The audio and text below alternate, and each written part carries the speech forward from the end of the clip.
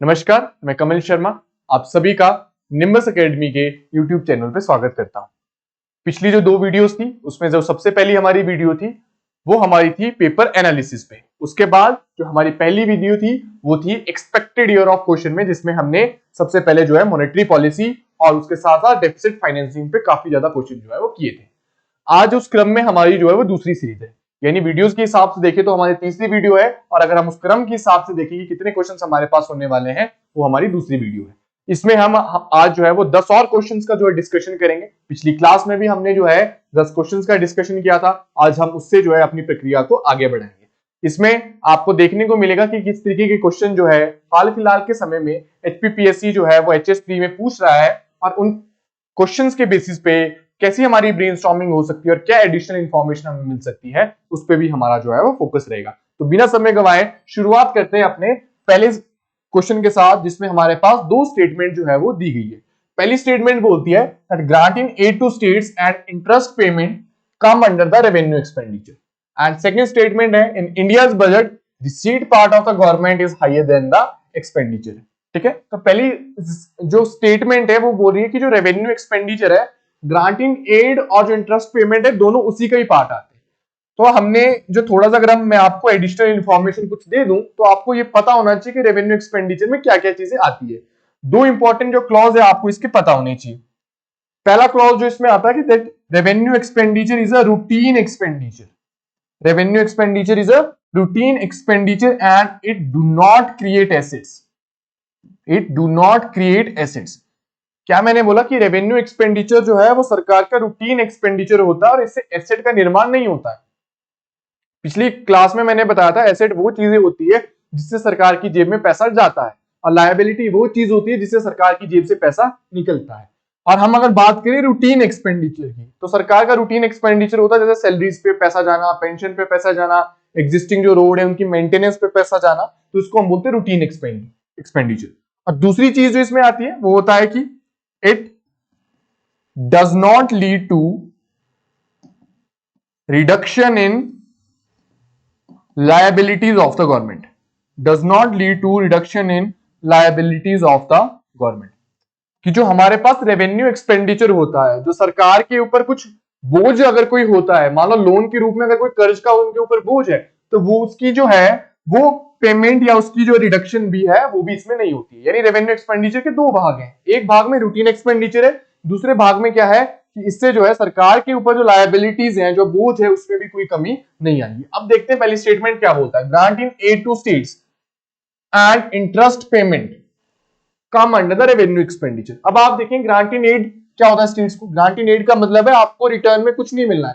सरकार अगर स्टेट्स को ग्रांट इन एड दे रही है तो इसका मतलब है स्टेट को वो रिटर्न करने की जरूरत नहीं है। यानी हम देख सकते हैं ना तो इससे कोई सरकार की लायबिलिटीज कम हो रही है और ना ही कोई एसेट का निर्माण हो रहा है। सरकार के लिए कोई एसेट का निर्माण भी नहीं हो रहा है और कोई जो है लायबिलिटीज की रिडक्शन भी नहीं हो रही। इसका मतलब ग्रांट इन एड तो पार्ट है रेवेन्यू एक्सपेंडिचर का। दूसरा इंटरेस्ट पेमेंट। इंटरेस्ट पेमेंट किस पे जाता है? जो लोन सरकार ने लिया होता है उस पर कुछ एनुअल बेसिस पे इंटरेस्ट पे करना पड़ता है। तो ये सरकार का क्या होता है? रूटीन एक्सपेंडिचर होता है, जो उनको आए दिन या आए जो महीना होता है, आए साल होता है, उसमें जो है वो एक्सपेंड करना पड़ता है, क्योंकि इंटरेस्ट पेमेंट तो देना पड़ेगा। अगर आपने लोन लिया है तो उसके बदले में इंटरेस्ट तो देना पड़ेगा। इसका मतलब जो पहली स्टेटमेंट लिखी हुई है वो ठीक है, क्योंकि वो इन दोनों कंडीशंस को जो है वो सेटिस्फाई करेगी। दूसरा, in India's budget receipt part of the government is higher than the expenditure. अगर मैं 2022 के बजट की बात करता हूं, पिछले अगर मैं बजट की बात करूं, उसमें जो सरकार का एक्सपेंडिचर था, उसमें जो सरकार का एक्सपेंडिचर था वो लगभग जो है हमारे पास 39 लाख करोड़ थे। जो एक्सपेंडिचर था सरकार का वो लगभग 39 लाख करोड़ था, और जो रिसीट पार्ट सरकार ने बजट के द्वारा बताया था पार्लियामेंट में, वो बताया था 22 लाख करोड़ है। सरकार ने क्या बताया था कि जो हमारा एक्सपेंडिचर साल में होने वाला है वो 39 लाख करोड़ का होने वाला है, यानी 39 लाख करोड़ का होने वाला है। जबकि उन्होंने कहा था कि जो रिसीट पार्ट सरकार का होगा वो 22 लाख करोड़ होगा। तो आप देखने से पता लग रहा है कि कम से कम 17 लाख करोड़ का जो है वो मिसमैच जो है वो एक्सपेंडिचर रिसीट के पार्ट के बीच में है। तो इसका मतलब क्या है कि अगर हम बजट की बात करेंगे तो उसमें रिसीट पार्ट जो है वो सरकार का कभी भी जो है वो एक्सपेंडिचर से ज्यादा भी नहीं हो सकता है, क्योंकि इतना ज्यादा मिसमैच है। यानी जो दूसरी स्टेटमेंट है वो हमारे पास गलत बोली गई है। तो आपके पास जो ऑप्शन आता है statement 1 is correct while statement 2 is incorrect. तो इस प्रकार से हमारा पहला सवाल जो है वो हल हो जाता है और आपको भी जो है कुछ एडिशनल इंफॉर्मेशन इससे मिल जाती है। बढ़ते हैं अपने दूसरे सवाल की तरफ। तो दूसरा सवाल जो है आपकी स्क्रीन पे आ गया है और दूसरे सवाल में भी जो हमें देखने को मिल रहा है वो दो स्टेटमेंट्स जो है वो दी गई है। पढ़ते हैं पहली स्टेटमेंट में क्या लिखा है। Revenue receipt of the budget has no repayment liability. कहा जा रहा है कि जो रेवेन्यू रिसीट बजट का पार्ट होता है उसकी कोई रिपेमेंट लायबिलिटी नहीं होती है। और दूसरा, grant in aid from the IMF comes under the revenue receipt. और जो ग्रांट इन एड अगर आईएमएफ से कोई मिल रही है भारत को तो उसको भी वापस करने की जरूरत नहीं होगी और वो भी किस में आएगा, रेवेन्यू रिसीट में आएगा। जैसे पिछली वीडियो में पिछली जो स्लाइड थी उसमें मैंने आपको बात करी रेवेन्यू एक्सपेंडिचर की कि उसकी दो कंडीशन होती है, उन दो कंडीशन पे अगर आपने मीट आउट कर लिया तो आपका सवाल हल हो जाएगा। उसी तरीके से रेवेन्यू रिसीट की भी दो कंडीशन होती है। पहली कंडीशन होती है that it has no repayment liability और दूसरी कंडीशन क्या होती है, दूसरी कंडीशन जो इसमें होती है कि जो रेवेन्यू रिसीट सरकार को मिल रहा है उसमें हमारे पास पहली कंडीशन होती है कि कोई रिपेमेंट लायबिलिटी नहीं। अगर आपको रिपेमेंट लायबिलिटी के बारे में समझना है इसका मतलब है इसको वापस करने की कोई जरूरत नहीं है, उसको वापस करने की कोई जरूरत नहीं। जैसे मान लो फॉर एग्जांपल आप वंदे भारत ट्रेन में बैठ रहे हैं, आप वंदे भारत ट्रेन में बैठ रहे हैं, आप वंदे भारत ट्रेन में बैठते हैं तो फॉर एग्जांपल आप ऊना से दिल्ली जा रहे हैं, आपने कोई किराया दिया, मान लो 700 रुपए आप किराया दे रहे हैं, आप ऊना में बैठते हैं दिल्ली में उतर जाते हैं तो 700 रुपए का जो सफर है वो दिल्ली में खत्म हो जाता है। आप दिल्ली में उतर के ये नहीं बोल सकते कि वंदे भारत ट्रेन को कि चलो अब मेरे 700 रुपए वापस करो, क्योंकि क्या है उसकी कोई रिपेमेंट लायबिलिटी नहीं है। आप कॉलेज में जाते हैं, सरकारी कॉलेजेस में जाते हैं तो फीस भरनी पड़ती है। ऐसा नहीं कि 3 साल बाद जब आप उस कॉलेज से बाहर निकल रहे हैं तो आपको फीस वापस दी जाएगी, उसकी क्या होती है कोई रिपेमेंट लायबिलिटी जो है वो नहीं होती है। और जो दूसरी कंडीशन इसमें होती है जिसमें हमारे पास जो सेकंड कंडीशन भी जो है वो मीट आउट हो जाएगी, उसका भी आपको इंपॉर्टेंट है। अगर मैं वैसे बात करूं तो आपकी जो सेकंड कंडीशन है वो भी पहली कंडीशन से मीट आउट हो रही है। मैंने बोला है it has no repayment liability और जो ग्रांट इन एड होता है उसकी वैसे ही कोई रिपेमेंट लायबिलिटी नहीं होती है। ठीक है, जो हमारे पास ग्रांट इन एड होता है उसकी वैसे ही कोई रिपेमेंट लायबिलिटी नहीं होती है, क्योंकि हमने पिछली क्लासेस में भी ये डिस्कशन किया था कि जब भी हम ग्रांट इन एड की बात करते हैं या ग्रांट्स की बात करते हैं इसका मतलब होता है उसको वापस करने की जो है वो कोई जरूरत नहीं है। क्लियर है, नहीं क्लियर? और दूसरी कंडीशन होती है it does not lead to reduction in assets of the government. मतलब इससे जो है सरकार के एसेट में भी कोई कमी नहीं आती है। मतलब रेवेन्यू रिसीट के अंतर्गत जो सरकार को पैसा मिलता है उसमें जो है सरकार की जो इनकम है उसमें भी कोई कटौती नहीं होती है। आप बोलेंगे ये कैसे? फॉर एग्जांपल टाटा ने जो है, टाटा को जो है वो एयर इंडिया की सेल हो चुकी है। ठीक है, एयर इंडिया सरकार का एक ऐसा एसेट था जिससे सरकार की कमाई होती थी। हालांकि पिछले कुछ समय से जो है घाटे में चल रहा था, लेकिन एयर इंडिया जो था एक एसेट सरकार के पास था। अब एयर इंडिया को सरकार ने बेच दिया है टाटा को। अब क्या हुआ, एक लमसम अमाउंट तो मिल गया, लेकिन एयर इंडिया नामक जो एक एसेट था उसकी तो कंप्लीटली सेल हो चुकी है। यानी उससे क्या हुआ कि अब जो सरकार का जो एसेट था उसकी कंप्लीटली जो है वेनिश हो गया है, रिडक्शन उसकी हो गई है। तो रेवेन्यू रिसीट में ये दोनों पार्ट नहीं होते हैं। एक तो इसकी कोई रिपेमेंट लायबिलिटी नहीं होती और दूसरा it does not lead to reduction in asset of the government, यानी सरकार का जो एसेट है उसमें भी कोई कमी नहीं आती है। ठीक है, ठीक है। तो इस तरीके से हमारे जो दो क्वेश्चन है आज के सेशन के वो समाप्त हो चुके हैं और बढ़ते हैं अपने तीसरे सवाल की तरफ जो आपकी स्क्रीन पे आपको दिखाई दे रहा है। ठीक है, अगर उसमें भी हम देखें तो स्टेटमेंट बेस्ड हमारे पास क्वेश्चन है। ठीक है, जिसमें हमारे पास 4 स्टेटमेंट जो दी गई है उसके बाद हमारे पास 4 ऑप्शन जो है वो दिए गए। पढ़ते हैं क्या क्या लिखा है। Inflation eight optimal level is considered desirable for the economy. ये जो पॉइंट है ये मैं आपको पहली क्लास में भी डिस्कस कर चुका हूं कि हमारी ऑप्टिमल लेवल पे इन्फ्लेशन क्या होती है, उसमें ऑप्टिमल लेवल बोलते किसे हैं, तो ये सब चीजें। दूसरा, RBI targets headline inflation for the inflation, मतलब इन्फ्लेशन टारगेटिंग के लिए जो है आरबीआई हेडलाइन इन्फ्लेशन का यूज कर रहा है। तीसरा, stagflation is a situation of high inflation and low growth. और चौथी स्टेटमेंट बोल रही है disinflation is slowing down of rate of inflation. ठीक है, disinflation is slowing down of rate of inflation. अगर आप थोड़ा सा ध्यान लगाएं तो हमने जो ये चारों पार्ट अगर जो मैं आपको बताने वाला हूं ये पहले भी हम डिस्कस जो है पहली क्लास में कर चुके हैं। तो कम से कम आपका जो है अब इसको देख के ब्रेनस्टॉर्मिंग जो है चल पड़नी चाहिए कि किस तरीके से इसका आंसर हमें निकालना है। पर अगर किसी ने अभी वो पहली वीडियो नहीं देखी उसके हिसाब से भी मैं यहाँ पे आपको कुछ जो पॉइंट्स दिखा रहा हूं जो आपको जो है पता होने चाहिए। ऑप्टिमल लेवल का मतलब होता है इन्फ्लेशन का 2 से 6% के बीच में होना। क्यों? क्योंकि आरबीआई जो है वो 4% को जो है टारगेट करता है विद प्लस माइनस 2%, यानी 2% से लेकर 6% तक इन्फ्लेशन हो सकती है। तो इसका मतलब है जो ऑप्टिमल रेंज है वो हमारे पास 2 से 6% है। तो उस फीसदी में अगर हमारे पास इन्फ्लेशन है, तो मैंने पहले क्लासेस में भी आपको बताया था कि अगर मार्केट में एक डिजायरेबल लेवल पर इन्फ्लेशन होती है, वो ये शो करती है कि मार्केट में डिमांड बनी हुई है।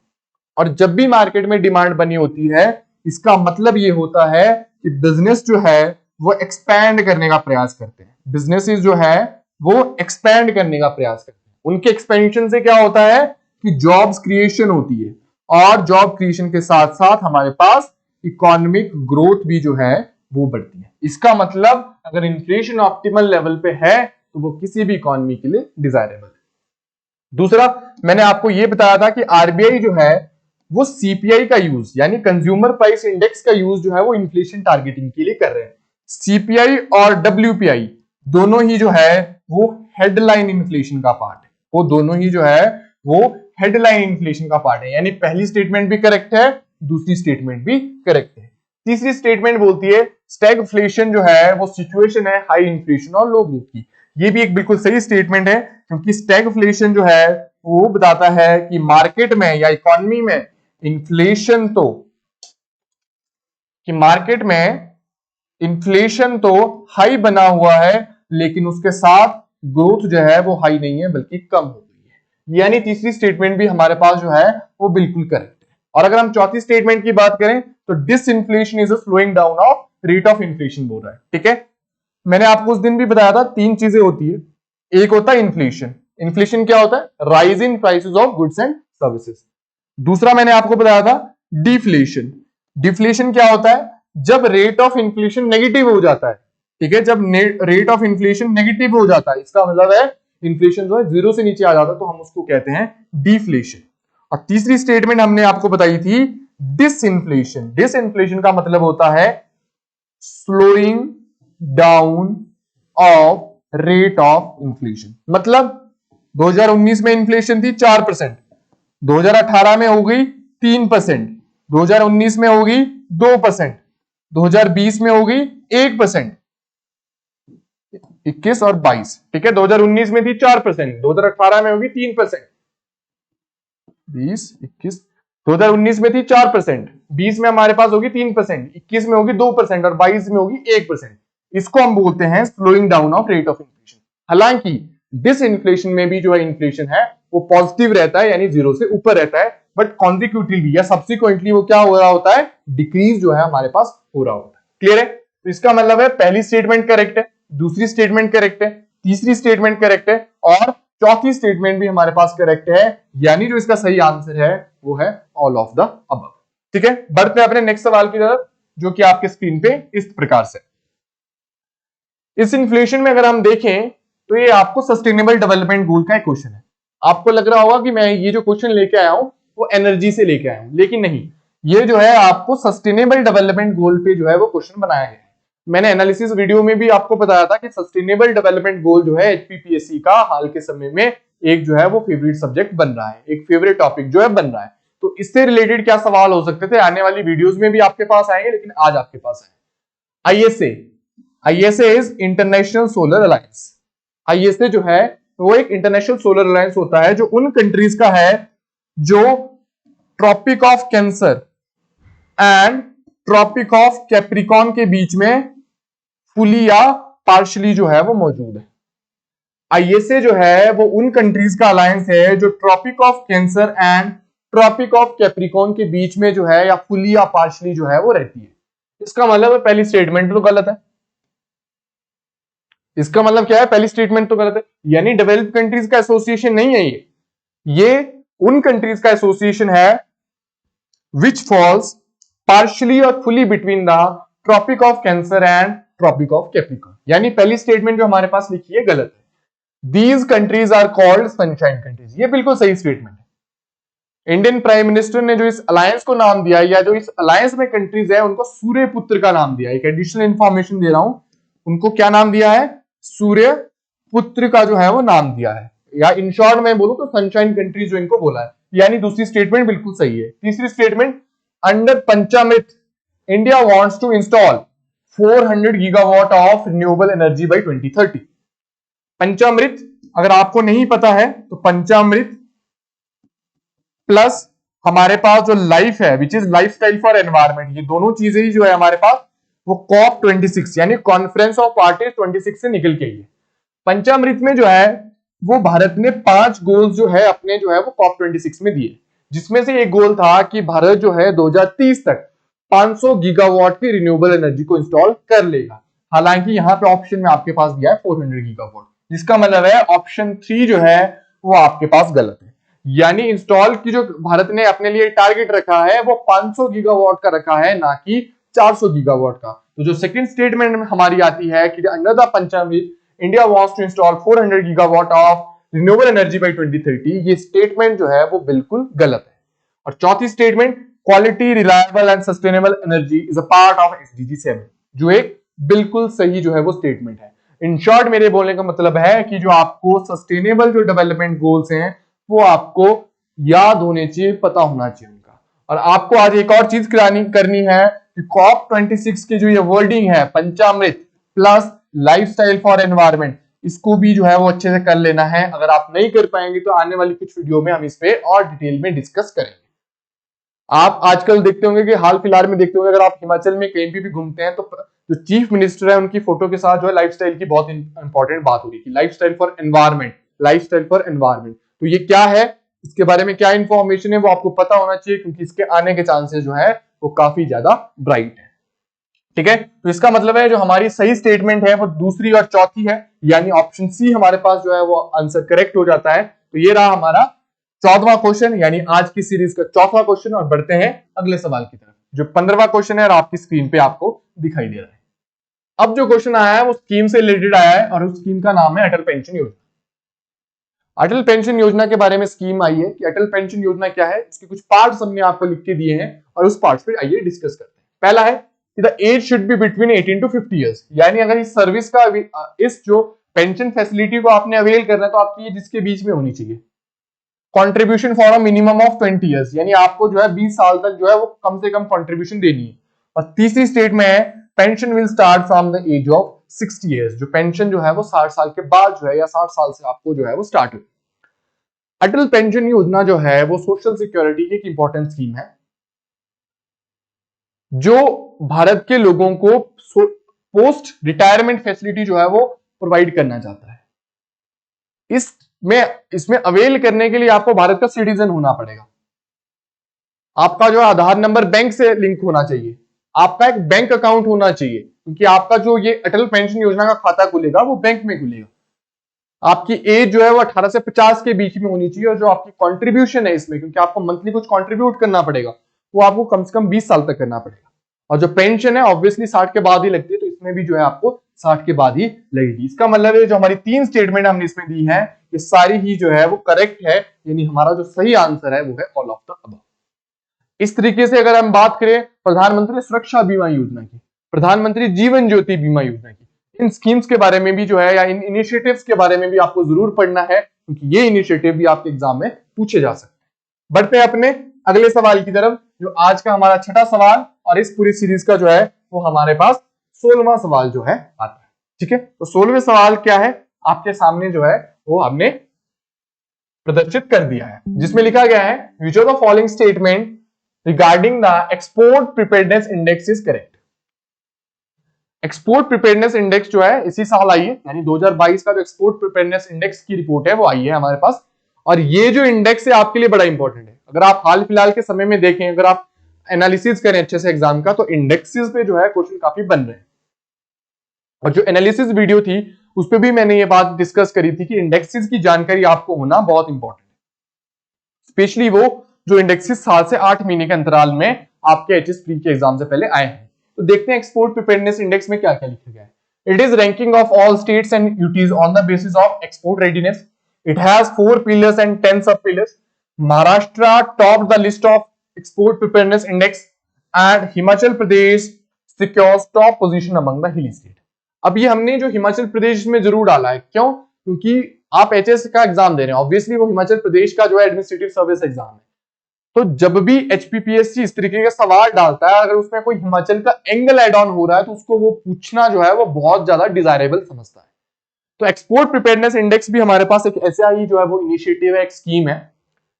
अब इस एक्सपोर्ट प्रिपेयरनेस इंडेक्स में ये माना जाता है कि वो ये चेक किया जाता है कि किसी भी स्टेट की एक्सपोर्ट रेडीनेस, एक्सपोर्ट को प्रमोट करने की कितनी जो है कैपेबिलिटी डेवलप है। उसमें जो है लगभग 4 पिलर्स आते हैं और 10 सब पिलर्स आते हैं। 4 पिलर्स में चाहे वो प्रिपेयरनेस की बात हो, चाहे वो रेडीनेस की बात हो, चाहे वो पॉलिसी मेजर्स की बात हो, सभी चीजें जो इन 4 पिलर्स में आती है। इसके साथ कुछ 10 सब पिलर्स भी इसके बनाए गए होते हैं जिन बेसिस पे जो है वो स्टेट्स का रैंक किया जाता है। अगर मैं बात करूं तो इस जो 2022 की जो इंडेक्स रिपोर्ट है उसमें गुजरात जो है वो टॉप पोजीशन पे है। और अगर हम बात करें हिली स्टेट्स की, तो उसमें उत्तराखंड टॉप पे है, हिमाचल प्रदेश जो है वो सेकंड पोजीशन पे।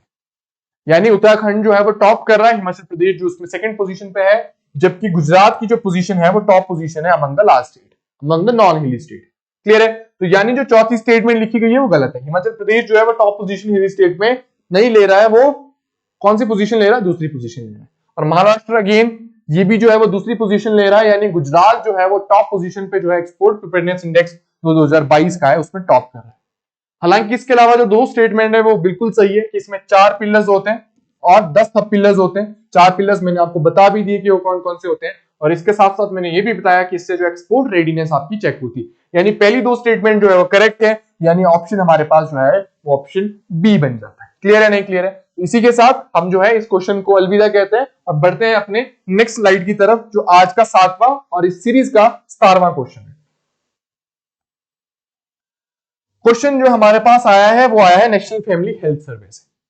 मैंने आपको उस दिन भी बताया था एनालिसिस में कि इंडेक्सेस हो गए, सर्वे हो गए, कोएफिशिएंट हो गए, इन पे जो है हाल फिलहाल के समय में काफी ज्यादा जो है वो फोकस किया जा रहा है।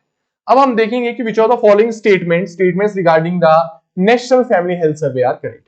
नेशनल फैमिली हेल्थ सर्वे के अनुसार जो ये हमारे पास डेटा दिया गया है नेशनल फैमिली हेल्थ सर्वे के रिगार्डिंग, उनमें से कौन कौन सा डेटा जो है हमारे पास करेक्ट है। पहले मैं आपको बता दूं कि national family health survey 5 health survey जो है वो होता क्या है। ये जो है फैमिली हेल्थ के बारे में, हेल्थ एंड वेलबींग के बारे में जो है ऑल इंडिया लेवल पे जो है एक सर्वे करवाया जाता है, जो काफी ज्यादा इंफॉर्मेशन जो है हमारे को हेल्थ स्टेटस की, फैमिली लाइफ के बारे में जो है वो देश में देता है। अगर मैं बात करूं अभी तक कितने नेशनल फैमिली हेल्थ सर्वे आ गए हैं, तो अभी तक जो है 5 जो है वो आ गए। तो रिसेंट आया वो नेशनल फैमिली हेल्थ सर्वे 5 आया। जो नेशनल फैमिली हेल्थ सर्वे आने की शुरुआत हुई थी वो हमारे पास शुरुआत जो है 1992 या 1993 से हुई थी। यानी 1992-93 में जो है हमारा पहला जो है वो national family health survey 5 health survey 1 जो है वो आया। इसके आगे अगर मैं कुछ बात करूं कि जो रिसेंट हमारे पास नेशनल फैमिली हेल्थ सर्वे 5 जो आया है उसमें यह बताया गया है कि अगर सेक्स रेशियो की हम बात करें तो 120 वीमेन जो है 1000 मेन पे जो है वो भारत में हो गई है। ये जो है वो नेशनल फैमिली हेल्थ सर्वे 5 का डाटा बोल रहा है कि 1020 जो है वो वीमेन जो है उन्होंने काउंट करी है ऑन द 1000 वीमेन। इसी के साथ अगर हम बात करें, उन्होंने एक और इंफॉर्मेशन दी है कि एक्सेप्ट 5 स्टेट्स जो फर्टिलिटी रेट जो है वो 2.1 से कम हो गया है। क्या बोला है उन्होंने कि एक्सेप्ट 5 स्टेट्स, जिसमें हमारे पास उत्तर प्रदेश आ जाता है, बिहार हमारे पास आ जाता है और हमारे पास झारखंड आ जाता है और 2 नॉर्थ ईस्ट के स्टेट आ जाते हैं, उनको छोड़ के बाकी सभी स्टेट में जो रिप्लेसमेंट लेवल है वो 2.1 से, यानी रिप्लेसमेंट लेवल 2.1 को कहा जाता है रिप्लेसमेंट लेवल, उससे कम चला गया है। अगर हम बात करेंगे कि क्या इंडेक्सेस जो है वो आए हैं, कितने वीमेन जो है पर मैन पे, ये भी उन्होंने बताया। कितने परसेंट वीमेन एनीमिक है, उन्होंने बताया 57% जो वीमेन है वो एनीमिक है। अगर हम बात करेंगे कितने जो है वो अंडर नरिश्ड है, तो उन्होंने बताया कि 32% जो भारत में चिल्ड्रन है वो अंडर नरिश्ड है। अगर मैं बात करूं आपसे स्टंटिंग की, तो अराउंड 35% जो लोग हैं भारत में वो स्टंटेड है, बच्चों की अगर मैं बात करूं। और अगर मैं वेस्टेड की बात करूं तो लगभग 19.8% के आसपास जो है वो स्टंटेड जो उन्होंने घोषित किए। अगर अंडर नरिश्ड की बात करूं कि ये होता क्या है, इसका मतलब है उनका कैलोरी इनटेक जो है वो इनसफिशिएंट है।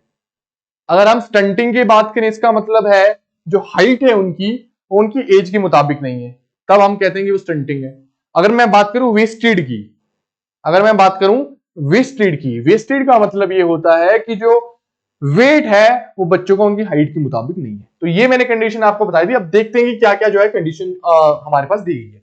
लिखा गया है कि नेशनल फैमिली हेल्थ सर्वे 1 जो है वो कंडक्टेड इन 92 एंड 93, जो एक बिल्कुल सही स्टेटमेंट है, यानी पहला जो है हमारे पास इसी समय आया था। Sex ratio is found to be poor under the national family health survey 5। ये स्टेटमेंट क्या है? गलत है, क्योंकि मैंने बताया कि नेशनल फैमिली हेल्थ सर्वे ने कहा कि 1020 वीमेन जो है वो 1000 मेन पे, इसका मतलब पुअर तो है नहीं है सेक्स रेशियो, अच्छी सेक्स रेशियो है। Due to according to the National Family Health Survey 5, fertility rate is still above 2.1. नहीं, only in 5 states fertility rate is above 2.1, ठीक है, बाकी सभी स्टेट्स में जो है वो 2.1 से नीचे है। इसका मतलब ऑप्शन 3 हमारे पास जो है वो करेक्ट नहीं हो सकता है। अगर मैं आपको बोलूं कि स्टेटमेंट 4 है, till date 6 national family health survey 5 has been conducted, ये भी बिल्कुल गलत है, कि मैंने अभी आपको बताया कि जो रिसेंट हमारे पास फैमिली हेल्थ सर्वे आया है वो 5वां आया है, 6 हमारे पास जो है नेशनल फैमिली हेल्थ सर्वे नहीं आए। तो अब अगर हम देखें तो पहला स्टेटमेंट सिर्फ करेक्ट है, इसलिए हम ऑप्शन ए जो है वो करेक्ट कर देंगे। बाकी सभी जो है आपके पास कुछ एडिशनल इंफॉर्मेशन मिल गई है, आप इसे गैदर करें, कलेक्ट करें, ब्रेनस्टॉर्मिंग में इसका जरूर यूज करें। चलिए बढ़ते हैं आज के 8वें सवाल और इस सीरीज के 18वें सवाल पे। तो ये जो है आपके पास जो सवाल आया है, जैसे मैंने बताया अभी, कोफिशिएंट कर्व से रिलेटेड सवाल आया है। तो इस सवाल के बारे में आपको जानकारी होना जरूरी है, और कुछ एडिशनल इंफॉर्मेशन जो मैं दूंगा वो भी आपको नोट डाउन करने की बहुत सख्त जो है वो जरूरत है। पहली लिखी गई है कि लोरेंज कर्व जो है वो इकोनॉमिक इनइक्वालिटी को बताता है। गिनी कोफिशिएंट जो है वो इनकम डिस्ट्रीब्यूशन को बताता है। फिलिप्स कर्व इन्फ्लेशन और अनएम्प्लॉयमेंट में रिलेशन बताता है, जबकि लेफर कर्व जो है टैक्स रेट और टैक्स कलेक्शन में फर्क बताता है। अब देखते हैं क्या क्या स्टेटमेंट में बोला गया है। अगर हम बात करें लॉरेंज कर्व की, तो ये इस तरीके से एक कर्व बना हुआ होता है, जिसमें एक तरफ को जो है वो पॉपुलेशन होती है और एक तरफ को जो है नेशनल इनकम जो है होती है। इस कर्व से हमें क्या देखने को मिलता है? ये जो कर्व है हमारे पास, ये जो है वो कंट्री के लेफ्ट, जो लॉरेंज कर्व है, लॉरेंज कर्व हमारे पास कंट्री के जो है वो किसको बताता है? इनकम डिस्ट्रीब्यूशन को बताता है, इनकम डिस्ट्रीब्यूशन को बताता है। लेफर कर्व जो है इस तरीके से हमारे पास किसी भी कंट्री में किस तरीके से इनकम डिस्ट्रीब्यूट हो रही है उसको बताता है। गिनी कोफिशिएंट जो है, गिनी कोफिशिएंट जो हमारे पास है वो इस कर्व के बेसिस पे, यानी इस लॉरेंज कर्व के बेसिस पे जो है वो देश में इकोनॉमिक इनइक्वालिटी बताता है। क्या बताता है? इकोनॉमिक इनइक्वालिटी बताता है। यानी लॉरेंज कर्व जो है वो इनकम डिस्ट्रीब्यूशन बताता है, और उस बेसिस पे गिनी कोफिशिएंट जो है, यानी इस कर्व की सहायता करके गिनी कोफिशिएंट जो हमारे पास है वो इकोनॉमिक इनइक्वालिटी बताता है। ये इस तरीके से एक स्टेटमेंट होती है जिसमें ए एंड बी, और गिनी कोफिशिएंट निकालने का फॉर्मूला फिर ए अपॉन ए प्लस बी जो है वो होता है। इसका मतलब है गिनी कोफिशिएंट अगर ज्यादा है आपके पास तो मतलब उस कंट्री में इनइक्वालिटी ज्यादा है, और अगर गिनी कोफिशिएंट कम है इसका मतलब उस देश में जो है इनकम इकोनॉमिक इनइक्वालिटी कम है। तो इसका मतलब गिनी कोफिशिएंट इनकम डिस्ट्रीब्यूशन बिल्कुल गलत, क्योंकि ये तो लॉरेंज कर्व होता है, और इकोनॉमिक इनइक्वालिटी को बताता है गिनी कोफिशिएंट, यानी जो पहली दो स्टेटमेंट हमारे पास दी गई है वो गलत दी गई है। फिलिप्स कर्व, अगर हम बात करें कि फिलिप्स कर्व क्या है, फिलिप्स कर्व कहता है कि there is inverse relationship between, there is inverse relationship between income and inflation and rate of unemployment. ठीक है, यानी हमारे पास क्या जो है वो हमारे पास फिलिप्स कर्व बताता है, ये बताता है कि जो इन्फ्लेशन है वो हमारे पास रेट ऑफ अनएम्प्लॉयमेंट से जो है वो इनवर्सली जो है वो रिलेटेड है। इसका मतलब है अगर ये ज्यादा जाएगी तो ये कम होगा, और अगर इन्फ्लेशन कम होगी तो रेट ऑफ अनएम्प्लॉयमेंट जो है वो बढ़ जाएगा। यानी ये जो फिलिप्स कर्व जो रिश्ता बताता है वो इन्फ्लेशन और अनएम्प्लॉयमेंट के बारे में बताता है, जिसका मतलब जो ऑप्शन 3 है वो बिल्कुल सही है। चौथा, लेफर कर्व। लेफर कर्व भी एक इसी तरीके का कर्व होता है। लेफर कर्व भी जो है वो इसी तरीके का एक कर्व होता है जो बताता है कि कैसे जो है वो टैक्स रेट के साथ टैक्स कलेक्शन बढ़ता या घटता है, कैसे जो है टैक्स रेट के बढ़ने या घटने से टैक्स कलेक्शन भी बढ़ता या घटता है। लेफर कर्व कहता है कि एक लिमिट तक तो जो अगर आप टैक्स रेट बढ़ाएंगे तो आपको लगेगा कि आपका कलेक्शन भी बढ़ रहा है, लेकिन जैसे ही वो उसके थ्रेशोल्ड को पार करेगा, यानी जैसे ही वो उसके थ्रेशोल्ड को पार करेगा, आपका जो टैक्स कलेक्शन है वो घटने लग जाएगा। तो यानी लेफर कर्व जो है वो टैक्स रेट और टैक्स कलेक्शन के रिश्तों के बारे में ही जो है वो बातचीत जो है वो कहता है। इसका मतलब है यानी तीसरा और चौथा जो स्टेटमेंट है वो करेक्ट है, यानी हम ऑप्शन सी पे आ जाएंगे। क्लियर है? बढ़ते हैं आज के सेकेंड लास्ट सवाल की तरफ और इस सीरीज के 19वें सवाल की तरफ। क्लियर है? तो लिखा गया है कि डिस्पोजेबल इनकम के बारे में सवाल है। इसको समझने के लिए हम एक बहुत पॉपुलर एग्जांपल का यूज करेंगे और उसी से हमारा ये पूरा जो है सॉल्व हो जाएगा। आप सभी लोग, मुझे लगता है ड्रीम 11 पे आप सभी लोगों ने कभी ना कभी जो है वो पैसा लगाया होगा और हो सकता है आप में से कोई करोड़पति भी बना होगा। ठीक है, आप ड्रीम 11 पे आज समझ लो इंडिया वर्सेस, कल जो था वो इंडिया वर्सेस पाकिस्तान का जो है मैच था, कल तो नहीं लेकिन परसों जो है हमारे पास मैच इंडिया वर्सेस पाकिस्तान था। समझ लो कि आपने उस पर जो है वो पैसे लगाए और आपकी किस्मत चमक गई और आप जो है 1 करोड़ रुपए जीत जाते हैं। कितने? 1 करोड़ रुपए आप जीत जाते हैं। अब ऐसा तो है नहीं कि 1 करोड़ आपको मिलेंगे, आपको कितना मिलता है? 70 लाख, और 30 लाख जो है वो टैक्स के रूप में जाता है, वो टैक्स के रूप में आपको देना पड़ता है। मतलब आपको नहीं देना पड़ता, वो कट के पहले ही आता है, आपकी चाहे इच्छा हो ना हो तब भी आपको टैक्स जो है वो देना पड़ेगा। इस 70 लाख को कहते हैं डिस्पोजेबल इनकम। इस 70 लाख को ही जो है वो डिस्पोजेबल इनकम कहा जाता है। मतलब इस इनकम को मैं सेव भी कर सकता हूं, 70 लाख को सेव भी कर सकता हूं, और मेरा मन करे तो मैं इस 70 लाख को स्पेंड भी कर सकता हूं। यानी इस 70 लाख को सेव भी कर सकता हूं और इस 70 लाख को स्पेंड भी कर सकता हूं। और ये जो मेरे पास इनकम आई है वो टैक्स को काटने के बाद आई है, यानी जो ये इनकम आई है वो मेरे पास टैक्स को काटने के बाद आई है। तो मतलब डिस्पोजेबल इनकम क्या होता है? Income available for saving plus income available for spending और income available after deducting the tax. यानी ये तीनों स्टेटमेंट जो है सही होनी चाहिए। तो क्या स्टेटमेंट है? Disposable income is the income available for saving and spending, जो एक बिल्कुल सही स्टेटमेंट है। Disposable income is the income available after deducting taxes, जो मैंने अभी आपको बता दिया, ये भी सही है। तीसरी, disposable income is taxable amount given from the income, यानी वो बोल रहा है कि जो 30 लाख है ये भी डिस्पोजेबल इनकम है, लेकिन हमने देख लिया है ये टैक्स के रूप में देनी पड़ती है, यानी इसको आप स्पेंड या सेव नहीं कर सकते। यानी हमारे पास जो ऑप्शन 3 है वो गलत है और पहले 2 ऑप्शन जो है वो करेक्ट है और हमारे पास ऑप्शन बी सही हो जाता है। बढ़ते हैं आज के आखिरी और इस सीरीज के 20वें सवाल की तरफ। सवाल जो है हमारे पास वो किसान क्रेडिट कार्ड जो स्कीम है वहां से निकल के आया है। किसान क्रेडिट कार्ड एक ऐसी स्कीम है जो 1998 में जो है वो स्टार्ट करी गई थी। इस स्कीम के तहत जो है वो जो हमारे पास फार्मर्स है, देश के फार्मर्स हैं, उनको जो है उनके फार्मिंग ऑपरेशन और हाउस होल्ड नीड्स के लिए जो है, हाउस होल्ड नीड्स के लिए जो है ये किसान क्रेडिट कार्ड नामक स्कीम बनाई गई है। हाल फिलहाल के समय में जो है केसीसी लाइक रुपए डेबिट कार्ड जो है वो काम कर रहा है, जिसको मतलब आप एटीएम के थ्रू भी जो है इससे पैसा जो है आप निकाल सकते हैं। आप देखते हैं कि पूछा क्या क्या है। It is government of India initiative started in 1998, बिल्कुल सही है। मैंने अभी बता दिया आपको किसान क्रेडिट कार्ड एक ऐसी स्कीम है जो 1998 में आई है। दूसरी, it can be used only for farming activities, बिल्कुल गलत जवाब। क्यों? क्योंकि अभी मैंने बताया कि फार्मर को ना सिर्फ फार्मिंग ऑपरेशन के लिए, लेकिन अगर उसकी कोई हाउस होल्ड नीड्स भी कंटिजेंसी में हो तो उसके लिए भी है वो इस किसान क्रेडिट कार्ड का यूज कर सकता है। तीसरी statement, the scheme comes with N ATM enabled RuPay debit card, तो मैंने अभी आपको बताया भी ये जो है एटीएम इनेबल्ड रुपए डेबिट कार्ड के साथ आती है। और एडिशनल इंफॉर्मेशन की अगर हम बात करें तो ये जो है किसान को 50,000 तक का जो है वो सम देने के लिए यूज की जाती है, ताकि उस फार्मर की जो कंटिजेंसी रिक्वायरमेंट है उसको जो है वो फुलफिल किया जा सके और इसके साथ साथ उसकी कोई जो है वो पैसों की उसको जो है वो किल्लत ना आए, चाहे वो फार्मिंग ऑपरेशन के लिए हो, चाहे उसके हाउस होल्ड नीड्स के लिए हो, उसके लिए उस फार्मिंग उसके लिए जो है उस किसान क्रेडिट कार्ड का वो यूज कर सकता है। क्लियर है? नहीं क्लियर है? तो इन स्कीम से हम जो है आगे और मिलने वाले हैं। आपको कुछ नहीं करना है, इस YouTube चैनल को जो है वो सब्सक्राइब करना है, हमारे साथ बने रहना है। आने वाले समय में ऐसे बहुत सारे और लेक्चर्स आने वाले हैं जो आपको प्री से पहले आपको प्री के लिए पूरे तैयार करने वाले हैं। तो बहुत बहुत धन्यवाद और हमारे साथ जुड़े रहिए।